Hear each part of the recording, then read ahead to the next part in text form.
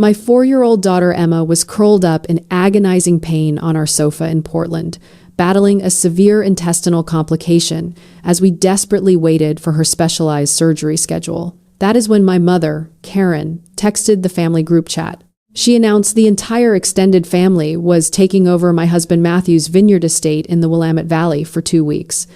Matthew texted back, begging them to wait because Emma was severely ill. My father, Richard, flatly refused, claiming they had already taken time off. I sat there, holding Emma's small hand with the IV taped to it, and typed one single word, fine. But it did not mean I was giving in. Hit subscribe and follow to see exactly how a mother protects her daughter. I sat next to Emma on the sofa in our Portland home. Her face was pale, clammy, with fever under the dim light of the living room lamp, and every small movement made her whimper in pain. I was exhausted. The sterile smell of the urgent care clinic still clung to my clothes, and my shoulders ached from carrying her to the car earlier that evening. We were living hour by hour, aggressively monitoring her temperature, desperate to keep her environment quiet and completely free of stress. My phone lit up again on the coffee table, buzzing violently against the wood. I stared at the glaring screen. It was another message in the family group chat, this time from my younger sister, Brittany. Hey, bringing 4 of the girls with us. Make sure the guest house is aired out. And leave a few bottles of the good wine on the counter, please. I read the words twice, waiting for a follow-up text that never came. There was no question about whether her 4-year-old niece was breathing comfortably. There was no inquiry about the impending surgery. There was absolutely nothing but a demand for clean sheets and expensive alcohol. I leaned back against the cushions, running the bitter math of every family vacation and holiday before this one. I knew exactly how this would play out if I tried to negotiate. If I called them to argue, to beg for peace and quiet, my parents would instantly turn it around. They would accuse me of being dramatic. They would claim I was ruining their time off. The unspoken rule of our family had been set in stone for decades. I was the peacekeeper, the caretaker, the one who bent over backward. If I refused them the estate, they would throw a fit, drive up anyway, and I would inevitably find myself making the grueling trip down there just to clean up their messes, restock the fridge, and play the obedient maid to avoid a full-blown war. That was my role. But looking at Emma's pale face, I felt that role die inside me. I walked to the hall closet and pulled out a small duffel bag.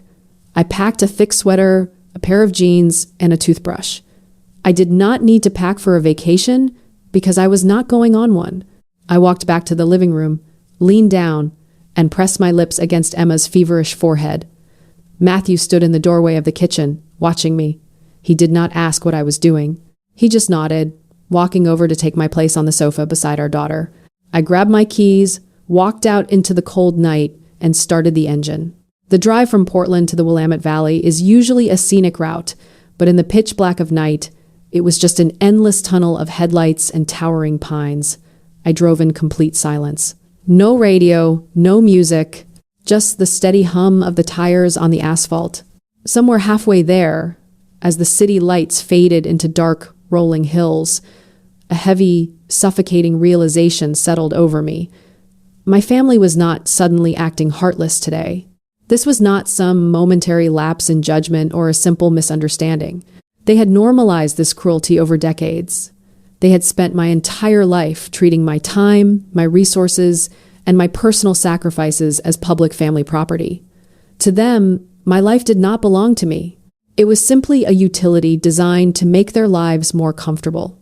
They did not care about Emma's illness because, in their minds, my child's health was secondary to their convenience. The cruelty was not an accident. It was the foundation of our entire relationship. They had normalized taking from me until the act of taking felt like their birthright. My grip tightened on the steering wheel until my knuckles turned white.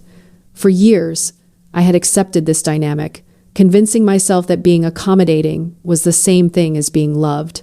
But in the quiet isolation of the car, speeding toward the Willamette Valley, the illusion shattered. I was not driving down there to prepare the guest house. I was driving down there to lock them out of my life. I arrived at the Vineyard estate just as the morning sun began to bleed over the rolling hills of the valley. The property, a sprawling, gorgeous piece of land that had been in Matthew's family for generations, sat perched above endless rows of grapevines. It was breathtaking, and it had been completely hijacked by my blood relatives. Walking through the heavy oak front doors, the silence of the empty house hit me, but even in the quiet, the ghosts of their boundless entitlement were everywhere. In the grand foyer, I kicked aside a pair of expensive designer sunglasses my sister Brittany had carelessly discarded last summer. She always left her messes behind, fully expecting the staff, which in this family meant me to pick up after her. I walked down the wide hallway and pushed open the double doors to the master suite. It was the largest, most luxurious room in the estate, boasting a panoramic view of the valley. Richard, my father, had claimed it as his own personal sanctuary years ago. He had literally ordered me to move Matthew's belongings into a cramped guest closet during our first summer trip here, declaring his bad back required the premium mattress, and I had let him. I had smiled, apologized to my husband, and carried our bags down the hall like an obedient servant. Not anymore. Instead of unpacking, I marched straight into the estate's main security office. I sat down at the control terminal, logged in with Matthew's master administrative credentials, and brought up the active perimeter system. I wiped it completely. I systematically deleted every single barcode access pass. I killed the temporary passes, the guest passes, and the family passes. The only 2 barcodes left active were mine and Matthew's. One by one, the access codes vanished into the digital void. With every deletion, a physical weight lifted off my chest. For years, I had handed out those barcodes like I owed them to my family, buying their temporary, conditional approval with my husband's generosity. Seeing their access revoked felt like taking my first deep breath in 2 decades. Once the system was cleared, I went to work inside. I moved methodically through the sprawling kitchen, pulling open the massive industrial refrigerator. I emptied it completely, tossing out the expensive artisan cheeses and imported delicacies they had demanded I stock during their last unannounced visit. I dragged the heavy trash bags out to the bins, systematically erasing their presence from the space. I walked into the living room and found Emma's old knitted blanket draped over a chair. It had been left behind from a rare weekend we had actually managed to spend alone as a family. I folded it carefully, pressing it to my face to breathe in the faint, sweet scent of her shampoo. I tucked the blanket safely into my bag. Then I stepped over to the thermostat on the wall. I lowered the temperature to the absolute minimum required to keep the pipes from freezing and protect the property. I pulled the heavy velvet curtains shut, plunging the vast living room into cold shadow. The estate was officially closed. I was walking toward the front door to lock up when my phone vibrated violently in my pocket. I looked at the bright screen. It was Richard, my father. My thumb hovered over the accept button, the old, deeply ingrained reflex, the one trained to immediately answer and appease, twitched in my muscle memory. I swiped the green icon and brought the phone to my ear. "Did you get there?" he asked. Not hello. Not a single word asking if his 4-year-old granddaughter was still struggling to breathe in a Portland clinic. Just a cold demand for confirmation. "I am at the estate," I said quietly. "Good," he barked, the loud background noise of a television blaring on his end. "Listen, your mother has people coming over tonight, so when we get down there tomorrow, I need you to go down to the cellar, pull out 4 bottles of the premium Pinot Noir, the expensive reserve from the back rack. Have them decanted and ready when we pull in. I am not drinking that cheap garbage you served last time." I stood in the darkened hallway of the house he felt entirely entitled to steal. I thought about Emma lying pale on the couch, her tiny chest working so hard just to pull in air. I thought about the sheer, unadulterated audacity of a man who could ignore his dying granddaughter to demand expensive Pinot Noir. "Did you hear me, Sarah?" he snapped. 4 bottles of Pinot Noir. I did not yell. I did not argue. I simply pulled the phone away from my ear and pressed the red button to end the call. I did not turn the phone off because I needed to be available for the hospital, but I silenced his notifications. Then I walked out the heavy oak doors, turned the deadbolt, and drove away. The drive back to Portland took twice as long as the drive out. Without the adrenaline of immediate action fueling my veins, The exhaustion settled deep into my bones. But worse than the physical fatigue was the creeping, insidious shadow of guilt. It was the old, familiar reflex of the good daughter, a psychological leash that had been secured around my neck since childhood. As the highway lines blurred into a monotonous dark ribbon, I could already hear my mother's voice in my head, weaponizing her disappointment. I could picture my father's red-faced fury. I had locked them out. I had defied them. I had broken the cardinal rule of our family dynamic by saying no. By the time I pulled into our driveway in Portland, the early hours of the morning were casting a cold, blue light over the neighborhood. I turned off the engine and just sat there for a moment, my hands gripping the steering wheel, fighting back a wave of nausea. I felt like a villain. I unlocked the front door and stepped into the quiet hallway, slipping my shoes off so I would not wake Emma. My face was pale, my shoulders slumped under the invisible weight of the fallout I knew was coming. Matthew was awake. He was sitting in the dim light of the living room, a half-empty mug of coffee in his hands. He looked up as I entered, and his eyes scanned my face. After a decade of marriage, he could read my expressions better than I could read them myself. He saw the guilt. He saw the way I was already mentally drafting apologies, already preparing to shoulder the blame for their outrage. He set his mug down, stood up, and walked over to me. He did not ask how the drive was. He did not offer empty platitudes or tell me everything would be okay. Instead, he gently took my coat, draped it over the chair, and wrapped a warm, firm hand around my wrist. He led me away from the hallway and pulled out a chair at the kitchen table, pressing me down into it. "Stay right here," he said quietly. He walked into his home office down the hall. A moment later, he returned carrying his iPad. Matthew sat down directly across from me. He placed the device flat on the wooden table between us.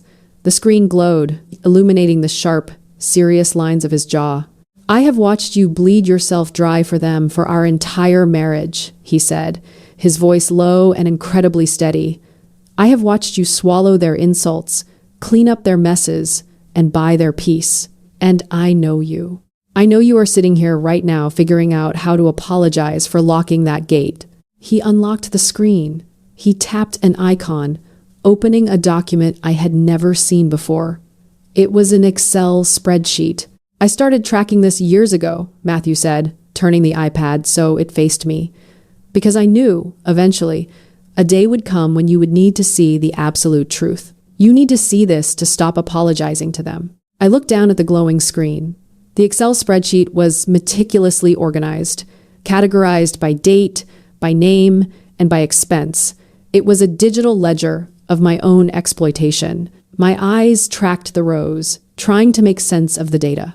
There was a line item from 6 years ago, $24,000 to cover Richard and Karen's roof and HVAC repairs, an emergency they claimed would leave them destitute if I did not step in. 2 rows down, $14,500 to bail Brittany out of credit card debt so her credit score would not be ruined before she applied for an apartment. There were endless columns of smaller, recurring drains. Flights I had paid for, vacations I had subsidized because they expected the successful daughter to cover the bill. Groceries, property taxes on their primary home, medical deductibles they swore they would pay back but never did. I remembered the exact phone call for that roof repair. Richard had sighed heavily into the receiver, lamenting that they might have to sell their home, manipulating my empathy until I offered my savings. I remembered Brittany crying about her credit card debt, promising she would pay me back every month, a promise she forgot the moment the transfer cleared. I had sacrificed my own peace of mind, working late hours, stressing over our own household budget, all to ensure they never had to experience a moment of discomfort. The temporary loans stretched down the screen in a depressing, unending cascade of red text. Matthew reached out and scrolled down to the very bottom of the document, bringing the final highlighted cell into view. The total sum stared back at me, $315,000. The breath left my lungs. I physically recoiled from the table, my chair scraping harshly against the floor. $315,000. The number was so large, so violently absurd, that my brain initially refused to process it. But the proof was right there. I stared at the iPad, and the suffocating guilt that had plagued me during the entire drive home suddenly evaporated, burned away by a blinding, white-hot flash of absolute rage. I slumped forward, burying my face in my hands as a ragged sob tore from my throat. I had spent my entire adult life believing I was the glue holding our family together. I had convinced myself that I was keeping the peace, that I was simply doing my duty as a daughter and a sister, but I had not been keeping the peace at all. I had been paying extortion. I looked toward the hallway, thinking of my 4-year-old daughter sleeping in her room, her little chest aching and fragile. That money was Emma's college fund. That money was Emma's security, her future, our safety net. My family had not just been draining my bank account. They had been actively stealing from my child to fund their comfort and their entitlement, and they had done it while treating me like dirt. The tears stopped. I wiped my face, looking back at the spreadsheet, and the last shred of loyalty I held for Richard, Karen, and Brittany turned to ash. I looked across the table at Matthew. The tears were gone, replaced by a cold, sharp clarity that I had never felt before in my life. "Cut it all off," I said. My voice didn't shake.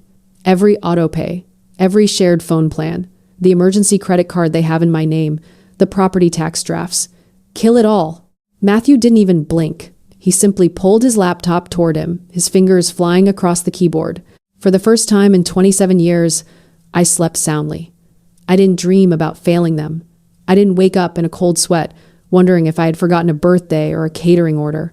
I woke up because the hospital called to tell us Emma's emergency surgery was successfully scheduled for that afternoon, and her pre-op vitals were finally stable. At exactly 11:42 a.m., my phone began to vibrate violently across the kitchen counter.